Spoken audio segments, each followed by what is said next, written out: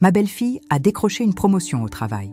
Elle a emmené toute la famille fêter dans un restaurant huppé. Mais moi, elle ne m'a pas incluse. Quelques heures plus tard, j'ai reçu son message. « Belle maman, n'oubliez pas de réchauffer les restes du frigo. Ne les gaspillez pas. » J'ai simplement répondu « C'est entendu ». Puis j'ai fait mes bagages en silence et je suis partie. Cette nuit-là, quand ils sont rentrés en riant, encore éméchés, ils ont ouvert la porte et ce qu'ils ont découvert les a pétrifiés. Il était 21h45 quand mon portable a vibré. J'étais seule, devant un bol de soupe instantané. La maison sentait le désinfectant et le vide.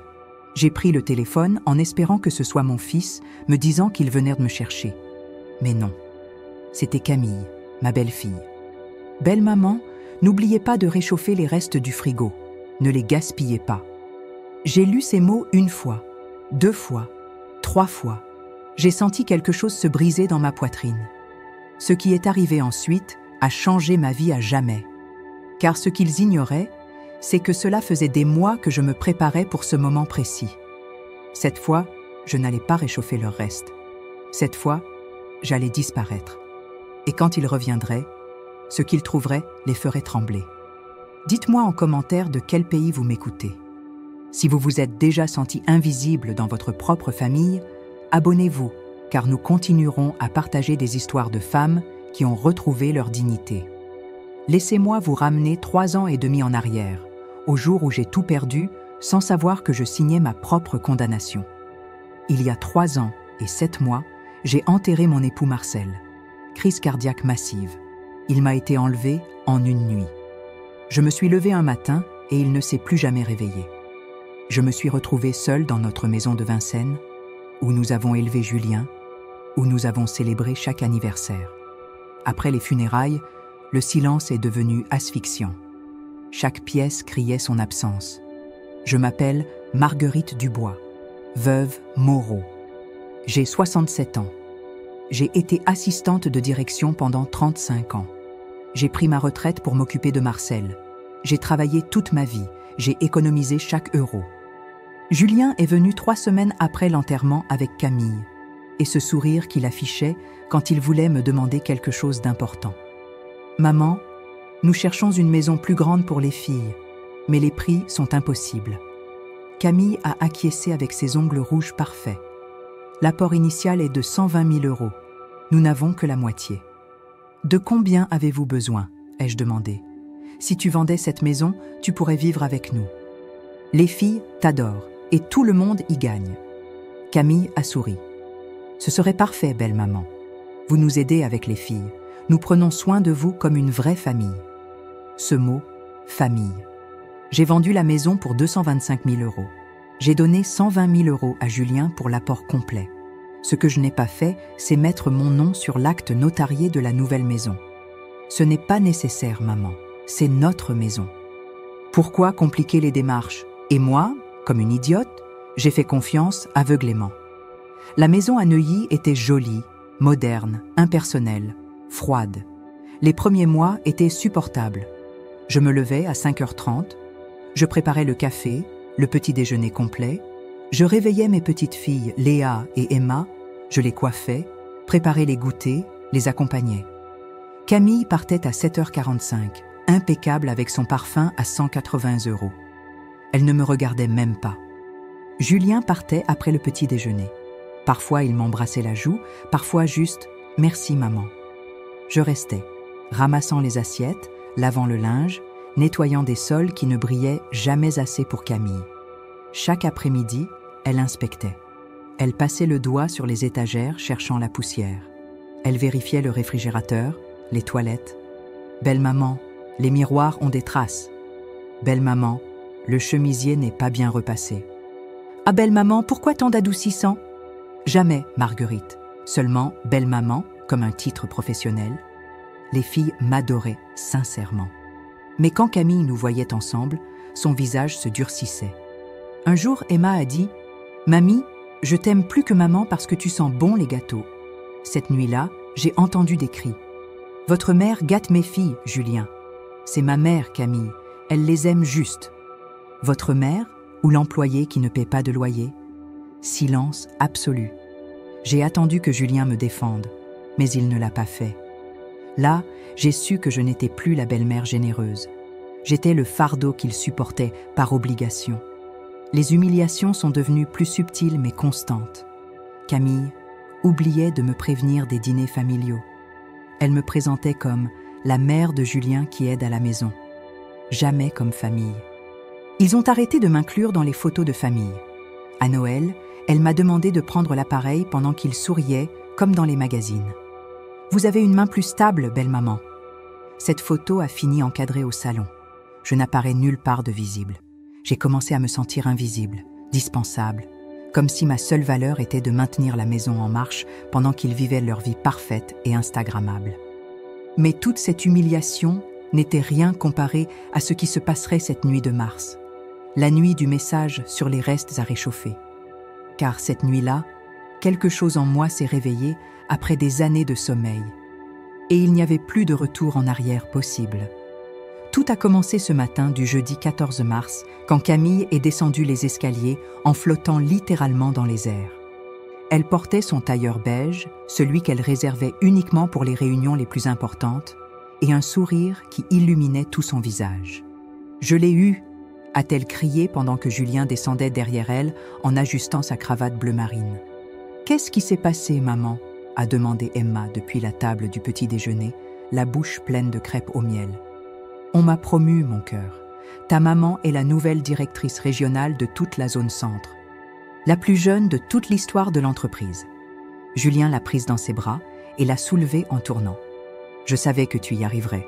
Je savais que ce poste était pour toi depuis des mois. » J'étais près de la cuisinière en train de retourner les dernières crêpes. « Félicitations, Camille !» ai-je dit avec une sincérité genuine. Car malgré les tensions entre nous, je ne souhaitais de mal à personne dans cette famille. Elle s'est à peine tournée vers moi une demi-seconde. « Merci, belle maman !» Et elle a continué dans les bras de Julien comme si je n'existais plus dans la pièce. « Il faut fêter ça !» a dit mon fils avec enthousiasme. « En grand, comme le mérite ma femme à succès. »« Allons au restaurant panoramique !» a suggéré Camille, les yeux brillants d'émotion. Celui qui a vue sur toute la ville, celui qui a des étoiles Michelin, celui que tu veux, mon amour. Aujourd'hui, on ne lésine sur rien. Léa a levé la main comme à l'école. Moi aussi, je viens. Bien sûr que oui, princesse, toute la famille. C'est un jour spécial. Mon cœur a fait un petit bond d'espoir. Toute la famille. Cela m'incluait, n'est-ce pas? J'ai posé les dernières crêpes sur la table et me suis essuyé les mains sur mon tablier à fleurs. « À quelle heure je fais la réservation ?» ai-je demandé en essayant de paraître décontractée, sans émotion excessive. Camille m'a regardée comme si elle venait de remarquer que j'étais encore debout dans la cuisine. « Réservation de quoi ?»« De la table pour le dîner familial de célébration. » Il y a eu un silence gênant qui a duré trop longues secondes. Julien s'est éclairci la gorge nerveusement. Camille a échangé un regard avec lui. Un de ces regards de couple qui parlent sans besoin de mots. « Ah non, belle maman !» a dit Camille avec un faux sourire qui n'atteignait même pas remottement ses yeux. « C'est un dîner intime, vous savez, juste le couple, les filles, ma mère qui vient spécialement de Lyon. Famille directe seulement. Famille directe. » Ces deux mots se sont plantés dans ma poitrine comme des couteaux de boucher aiguisés. « Je comprends », ai-je dit avec la voix la plus contrôlée possible. Et je suis retournée vers la cuisinière, bien qu'il n'y ait plus rien à cuire. « D'ailleurs, » a continué Camille en étalant du beurre sur son pain grillé avec des mouvements lents et délibérés. « Il faut bien que quelqu'un reste garder la maison, non? On ne peut pas la laisser seule et sans protection. Et vous cuisinez si bien, vous vous préparerez sûrement quelque chose de délicieux. » Julien n'a dit absolument rien. Mon fils, l'enfant que j'ai élevé avec tant de sacrifices, est resté complètement silencieux en fixant obstinément son assiette d'œufs brouillés. Ils sont tous partis à 11h30.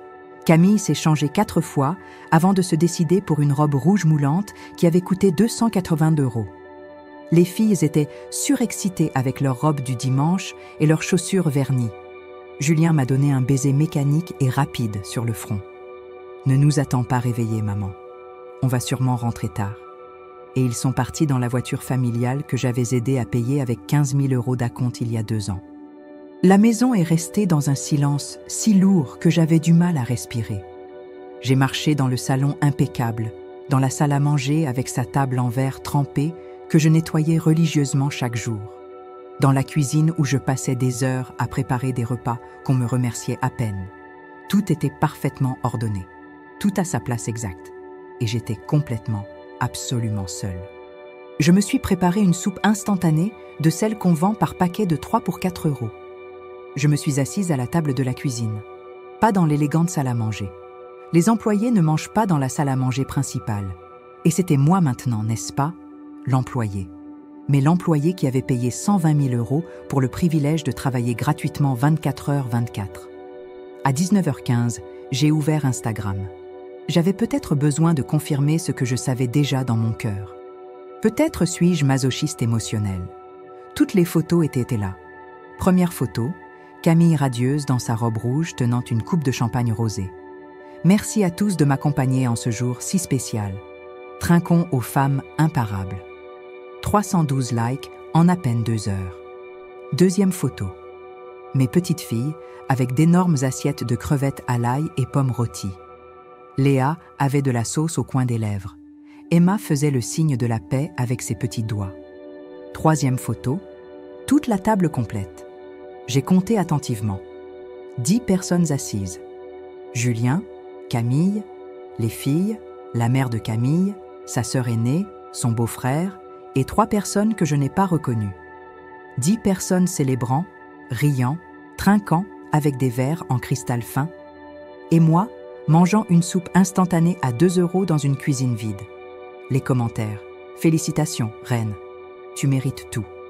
Trinquons aux femmes à succès qui ne s'arrêtent pas. Quelle famille belle et bénie vous avez. 237 commentaires au total.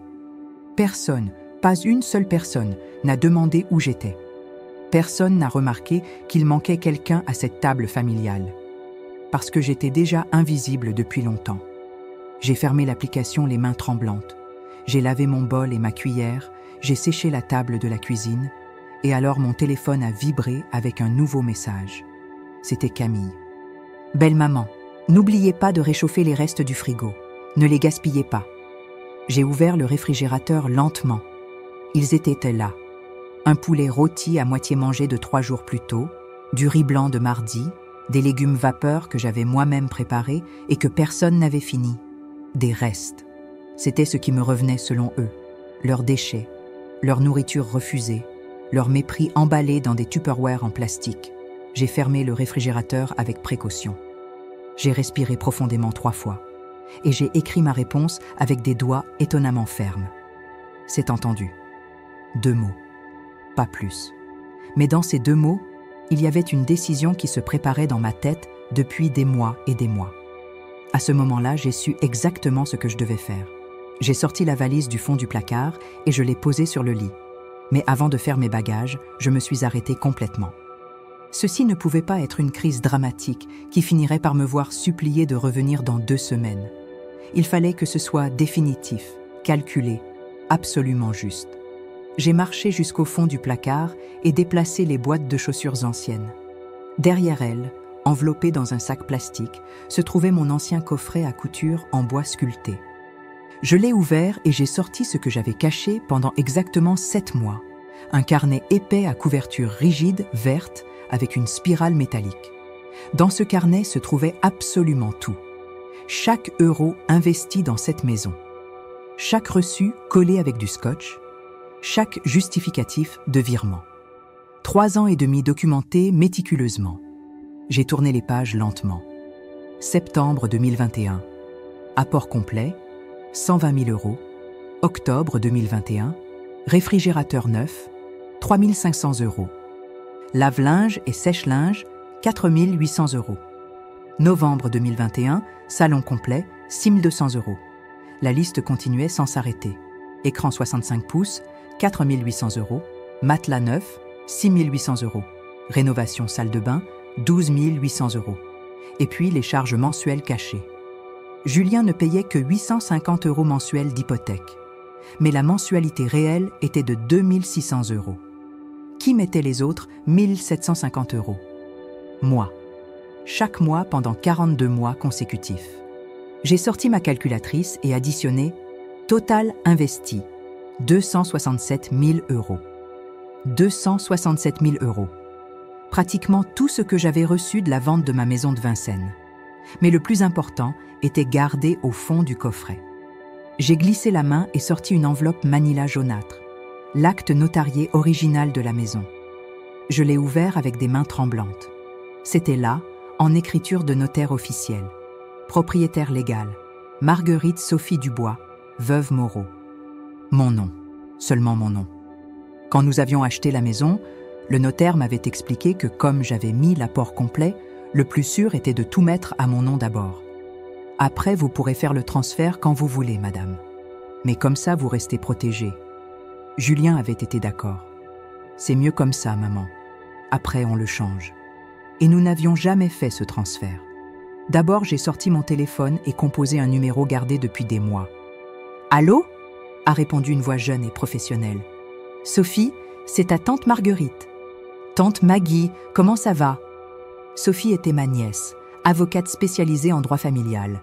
36 ans, divorcée, absolument féroce au tribunal. « J'ai besoin de ton aide urgemment. C'est à propos d'une affaire légale concernant ma maison. »« Tante, ta voix sonne bizarre. Ça va ? » Je vais parfaitement bien, pour la première fois depuis presque 4 ans. Mais j'ai besoin de conseils juridiques urgents. Je lui ai expliqué toute la situation en 18 minutes. L'apport millionnaire, l'acte jamais transféré, les paiements cachés, l'humiliation constante, le message sur les restes. Quand j'ai terminé, Sophie a sifflé longuement d'étonnement. « Tante Maggie, la maison est complètement à ton nom et ils ne le savent pas ?»« Exactement. Et tu as des preuves de tout ce que tu as investi ? Chaque reçu, chaque virement, tout documenté. Mon Dieu, tante, c'est un dossier parfait, solide comme un roc. Que puis-je faire légalement ? Ce que tu veux. Tu peux les expulser immédiatement. Tu peux leur réclamer des loyers en retard. Tu peux vendre la maison demain. Légalement, ce sont tes locataires sans contrat. J'ai senti un sourire se dessiner sur mon visage. Pas de bonheur, de justice pure. Demain à 8h30, je suis dans ton bureau. J'ai raccroché et composé un autre numéro. Maître Bertrand, c'est Marguerite Moreau. Maître Bertrand Lefebvre était mon parrain, notaire depuis 32 ans. Madame Marguerite, ça va ? J'ai besoin que vous examiniez des documents demain sur la maison de Neuilly. Il s'est passé quelque chose ? Disons que je vais faire valoir mes droits légaux en tant que propriétaire. Julien et sa femme vous causent des problèmes, n'est-ce pas ? Exactement. Ah, Madame Marguerite, je vous avais prévenu il y a 3 ans de ne pas transférer l'acte avant d'être sûre. Je sais, parrain, c'est pour ça que je vous appelle. 10h30 dans mon étude. Apportez tous les documents. J'ai raccroché et composé le dernier numéro, le plus difficile. Marguerite, a répondu mon amie Claire, surprise. Claire et moi nous connaissions depuis 38 ans. Nous avions été voisines à Vincennes. Elle était devenue veuve 3 ans avant moi. Claire, tu as toujours la chambre disponible que tu allais louer. Oui, pourquoi ? Est-ce que je peux emménager chez toi demain ? Silence absolu. Qu'est-ce qui s'est passé, ma chérie ? Et alors ma voix s'est brisée pour la première fois. Je n'en peux plus, Claire. Je ne peux plus continuer à être invisible dans ma propre maison. Tu viens demain, a dit Claire d'une voix ferme. À n'importe quelle heure, je t'attends ici. J'ai raccroché et me suis permis de pleurer. Mais je n'ai pas pleuré de tristesse. J'ai pleuré de soulagement immense, car après presque 4 ans d'humiliation, j'allais finalement récupérer ma dignité. Et eux, qui trinquaient avec des vins chers pendant que je mangeais des restes, étaient sur le point d'apprendre la leçon la plus dure de leur vie. Je n'étais pas présente quand ils sont rentrés cette nuit-là, mais ma petite fille Léa m'a tout raconté 3 jours plus tard, quand elle est venue pleurer désespérément chez Claire. Laissez-moi reconstituer cette nuit exactement comme ma petite fille me l'a narrée avec des larmes sur les joues. Il était 1h37 du matin quand la voiture est entrée dans la résidence. Le gardien m'a confessé plus tard qu'il rentrait en riant bruyamment avec la musique à fond. Camille était appuyée sur l'épaule de Julien. Elle avait bu 4 verres de vin rouge, 2 de champagne et 2 shots de vodka. Julien n'était pas sobre non plus. 3 whisky doubles et plusieurs bières artisanales. Les filles revenaient endormies sur la banquette arrière. Ils se sont garés difficilement. Camille a failli trébucher en descendant, riant de ses talons. Julien l'a attrapée par la taille, l'embrassant dans le cou. « Directrice régionale », lui a-t-il murmuré, ivre. « Ma femme a succès. »« Et toi, le mari parfait ?» a-t-elle répondu en se pendant à son bras. Ils ont monté en titubant. Julien a cherché les clés maladroitement. « Chut !» a dit Camille entre les rires. « Ne réveille pas ta mère. »« Qu'elle dorme tranquille », a répondu Julien. « Elle le mérite après avoir gardé la maison seule. » Ils ont ouvert la porte principale. Tout était sombre. Seule la lumière jaune du couloir, allumée comme toujours. « Maman ?» a appelé Julien d'une voix pâteuse. Silence absolu. Camille a allumé la lumière du salon et ils l'ont vu clairement. Le salon était différent. Il manquait le tapis artisanal de Vincennes. Il manquait les coussins brodés. Il manquait mes tableaux coloniaux. « Quoi ?» Ta mère a déplacé des choses, a froncé Camille, confuse. Julien a couru à la cuisine. La cafetière italienne n'était plus là. Les tasses en céramique non plus. Mon tablier avait disparu. « Maman !» a-t-il crié plus fort. « Où es-tu » Ils sont montés précipitamment. Léa m'a raconté que là, l'alcool s'est évaporé complètement. Ma porte était entr'ouverte. Julien l'a poussée avec force. Le lit parfaitement fait, mais vide. Le placard ouvert. Vide total. Seulement des cintres métalliques. La commode sans mes livres, mes lunettes, mon chapelet. Comme si je n'avais jamais existé. « Qu'est-ce que » a murmuré Camille, tremblante. Julien a couru aux toilettes. Tout avait disparu. Ma brosse, crème, peigne, parfum, tout. Il est revenu en respirant difficilement et a vu une lettre pliée sur son oreiller. Il l'a saisie en tremblant. Il l'a dépliée maladroitement. Camille a lu par-dessus. Léa a décrit que le visage de son père a changé radicalement, de la confusion à l'incrédulité, de l'incrédulité à l'horreur pure. « Qu'est-ce qu'elle dit ?» a demandé Camille d'une voix aiguë. « Elle est partie. Ma mère est partie. » Mais Julien avait vu l'enveloppe Manila sur sa commode.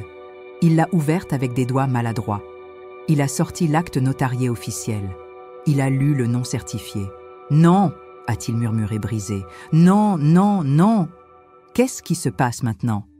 Camille lui a arraché les papiers brusquement. Ses yeux ont parcouru le document une fois, 2 fois, 3 fois sans y croire. Et elle a pâli complètement. Ce ne peut pas être vrai. La maison est à son nom, a dit Julien d'une voix morte. Elle a toujours été à son nom depuis le début. Mais tu as payé l'apport, a bégayé Camille. Elle a payé l'apport, a interrompu Julien en s'effondrant sur le lit. Elle a vendu sa maison. 120 000 €, je n'avais rien. Camille a pris le post-it collé à l'acte. 267 000 € exactement. 267 000. Camille a chancellé. Votre mère a investi plus d'1/4 de million et nous n'avons jamais fait le transfert. Nous n'avons jamais transféré la propriété. Julien s'est pris la tête. Le silence a été assourdissant. Léa s'est réveillée avec les cris. Elle est descendue et a trouvé ses parents en train de se disputer violemment. Ça ne peut pas arriver. Camille marchait comme un animal en cage. C'est ma maison. C'est sa maison, a dit Julien mort. Légalement, ça a toujours été sa maison. Alors tu exiges qu'elle nous la transfère. C'est ta mère. Obligation ? Julien a levé les yeux rouges. Comme l'obligation qu'on avait de la traiter avec respect, de ne pas l'exclure du dîner ? Camille est restée muette. On l'a laissée seule, a continué Brisé, dans sa propre maison, mangeant des restes pendant qu'on dépense 280 € en vin. Tu lui as envoyé ce message, a-t-il dit furieux. Ce maudit message sur réchauffer les restes. Camille a pâli jusqu'à ressembler à un fantôme. Ce n'était pas méchant. L'humilier était amusant. Pour la première fois en 4 ans, mon fils a défendu mon honneur. Mais c'était trop tard. Les filles pleuraient. Emma s'est réveillée appelant sa grand-mère. Julien a composé mon numéro 10 fois. J'avais mis son contact en silence. Il a envoyé des messages désespérés. « Maman, s'il te plaît, réponds. Maman, je suis désolée. On peut arranger ça ?» Aucun n'a reçu de réponse. Parce que j'étais chez Claire, à boire du thé à la camomille, enveloppée dans une couverture propre, dormant le sommeil le plus profond en 4 ans. Appelons un avocat demain. a tenté Camille désespérée. On peut sûrement contester cet acte. Julien l'a regardée avec dégoût et déception. Tu ne comprends toujours pas. Elle a tout documenté, chaque euro, chaque reçu. Et pire encore, elle a raison. On l'a traitée comme de la merde. Cette nuit-là, aucun n'a dormi dans la maison qu'il croyait leur. Et pendant qu'il parcourait des pièces vides, essayant de comprendre comment tout s'était écroulé, je dormais en paix. Parce que parfois, le silence est le cri le plus puissant. Et parfois, disparaître est la seule façon qu'il vous voie enfin. Aujourd'hui, 1 an et 5 mois après cette nuit où je suis partie avec ma valise en silence, je suis assise dans mon petit appartement douillet du centre de Montmartre. J'ai 68 ans accomplis. Je donne des cours de broderie les mardis et jeudis au centre communautaire. Je vais en thérapie psychologique 1 fois par mois. Je me promène avec Claire tous les matins. Je prends le café avec des amis le samedi sans demander la permission à personne. Julien vient me rendre visite chaque dimanche religieusement. Parfois, il amène les filles. Parfois, il vient seul et nous cuisinons ensemble comme quand il était petit garçon. Camille m'envoie des messages occasionnellement.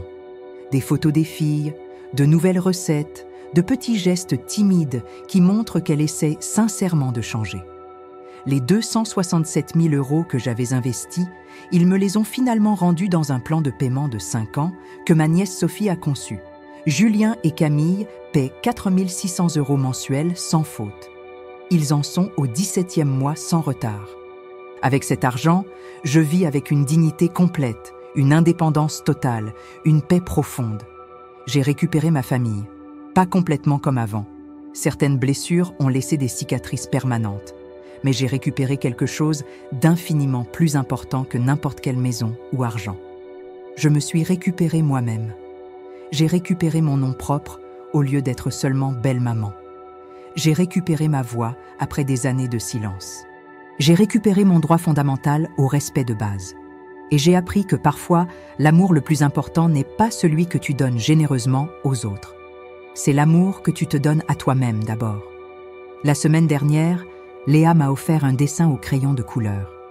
C'était moi, debout fièrement devant une maison avec une valise et un énorme sourire.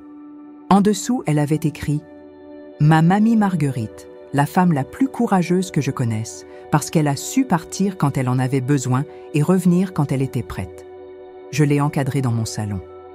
Parce que cette fillette de 10 ans a compris ce que beaucoup d'adultes ne comprennent jamais. Que rester là où on te blesse constamment n'est pas du vrai amour. C'est de l'habitude, c'est de la peur, c'est de la lâcheté déguisée en noble sacrifice. Et briser cette habitude douloureuse, même si ça fait mal, même si ça fait peur, c'est l'acte le plus aimant que tu puisses faire pour toi-même. Aujourd'hui, je dors tranquillement dans mon lit à moi, dans mon espace personnel, dans ma vie récupérée. Et quand je me regarde dans le miroir chaque matin, je vois finalement ce que j'ai cherché désespérément pendant 4 ans. Une femme complètement visible, une femme immensément précieuse, une femme absolument libre. Parfois, la justice arrive tard, mais elle arrive toujours finalement. Si cette histoire a touché votre cœur, laissez-moi votre commentaire. Dites-moi de quel pays vous m'écoutez et si vous avez déjà dû choisir entre rester là où on vous blesse ou partir pour vous sauver.